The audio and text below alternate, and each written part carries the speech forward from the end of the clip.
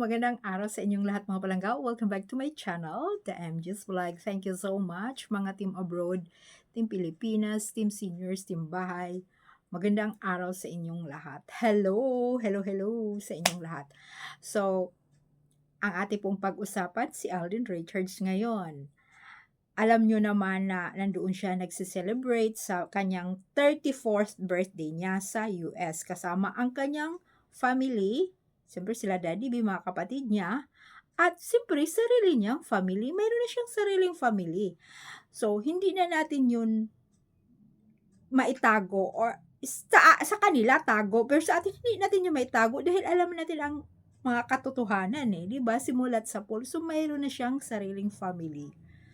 So, ayan, hindi ko na nga siya malinagan mga palangga, yung kapatid niya. Kasi noong nandoon sila sa isang restaurant, andoon yung kapatid niya katabi niya. Sabi ko, sino ba to? Ay, kapatid pala niya, kuya niya. Parang bumabata, no, ko yung kapatid niya. Tapos si Alden, para tuloy siya na ang mas matanda. Kasi kahit naman na maputi siya, matanda na siya tingnan na talagang masabi mo talagang iba talaga ang may asawa kaysa yung kanyang kapatid. Di mo ba single pa naman yung kapatid niya? Oh, di ba? Iba talaga yung kahit na sabihing maputi siya, maganda yung kutis. Maganda rin naman yung kutis ng kapatid niya. Pero siyempre siya ay nasa showbiz. Ala nga naman, mas maganda ang kanyang kutis kasi nga ang daming mga ini-endorso. So, iba talaga siya ang kutis niya. Pero maano mo talaga na tatay na siya, tingnan. Ikukumpara natin mga pala. Ikukumpara nyo. Yun ay akin lang din naman. So, ayan. Alam nyo mga palaga, yung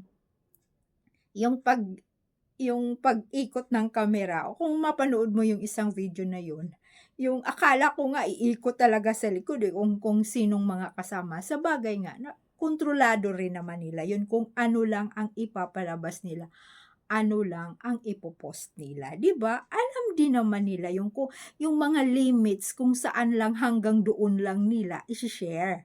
Oh, syempre hindi natin alam sa loob ng bahay kung saan sila nakatira. Syempre, at alam din naman natin na nandoon siya sa side ng kanyang father side, 'di ba? Kapatid ng daddy niya yung andoon sa US, 'di ba? So palagi naman sila every year, halos every year. Ilang years na ba na nandoon na talaga siya nagse-celebrate ng kanyang birthday sa US. So ilang years na yun, sunod-sunod. So 34 years old na pala si Alden Richards. So si Maine ay 31, di po ba? Parang 3 years yung kanilang pagitan, mga palangga.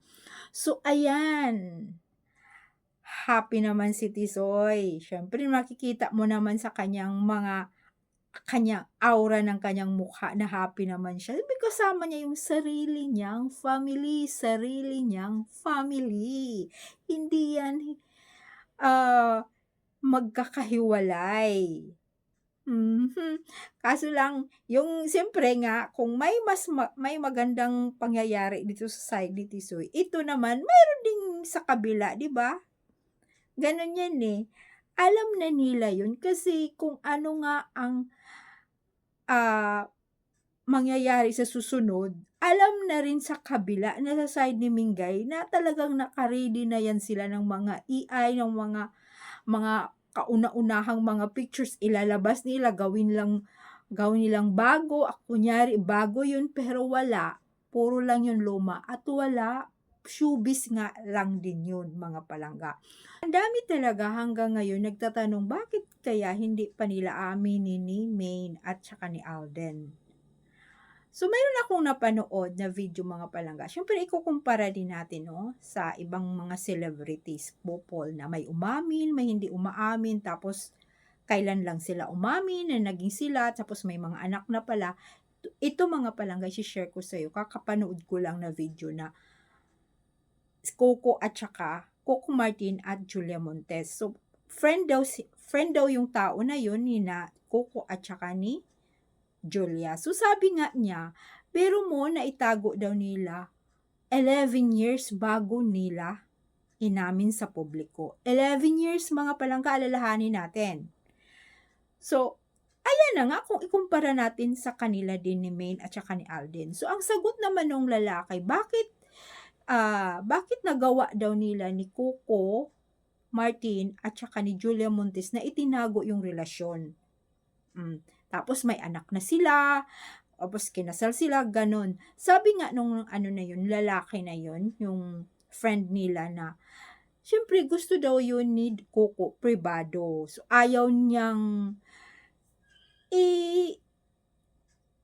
aminin sa publiko or siyempre sa showbiz kasi mahirap nga daw 'pag nasa showbiz. At gusto nga daw nila yon at gusto lalong-lalo na si Coco na maging pribado yung kanilang, pamilya. Oh, 'di ba? Sa kanilang kanya-kanyang love life na maging tahimik, mas gusto daw yun ni Coco Martin. Pero 11 years. So, ilan na kung ikumpara natin sa Aldab? 10 years? Going 11 na rin, oh. 'Di ba kung ikumpara natin kasi na Alden na. Tingnan mo sila ni Coco at Julia. Ay, nabanggit yun. Mayroon yung isang interview na nabanggit ni Alden Richards yung kagaya daw kay Coco Martin. Yung kanyang buhay na siyempre gusto mas pribado, mas gusto private. So, 'di ba ang daming nagtataka na, paano nga daw nila itinago yun? Yan po ay kagustuhan nila yan ng mga celebrities. Mayroon din namang iba na gusto, mayroon ding iba ayaw. So, yun na lang, antayin na lang din natin kasi 11 years, huwag tayong magsawa mga palangga. Aaminin din yan ng ating mga idolo. Kaya yung mga manatili talaga, pero alam yung mga palangga, panalo rin naman tayo noon pa. Kasi nga palagi ko yan inuulit-ulit sa aking vlog na pamilya nga o sa kanila sa side ni Coco at saka ni Julia, wala ngang nagpo-post sa mga pamilya nila, 'di ba wala? Dito sa atin, sa Aldab natin, mayroon. Pamilya ni Alden, pamilya ni Maine, nagsasabi ng katotohanan na talagang may anak sila. Magkakaiba kasi tayo, marami talagang mga resibo na nailabas noon. Kaya nga lang, pinagbawalan noon yung kaya pinaghiwalay, lalong-lalo na yung pinaghiwalay yung mga Aldab Nation kasi nga nakapirma na si Aldi ng exclusive contract sa GMA. Kaya syempre, kahit gustuhin man nila na aamin nila sa publiko kung bawal naman talaga sa kanyang pinipirmahan na kontrata, wala po tayong magawa. Pero darating ang panahon na aminin din nila. So, happy birthday to Tisoy, mga palangga. Happy birthday to Alden Richards. Thank you so much sa mga Happy New Year at thank you so much sa mga totoong Aldab Nation na patuloy pa rin tumatangkilik at hinahangaan ang ating mahal na Aldab. Bye po! Happy New Year!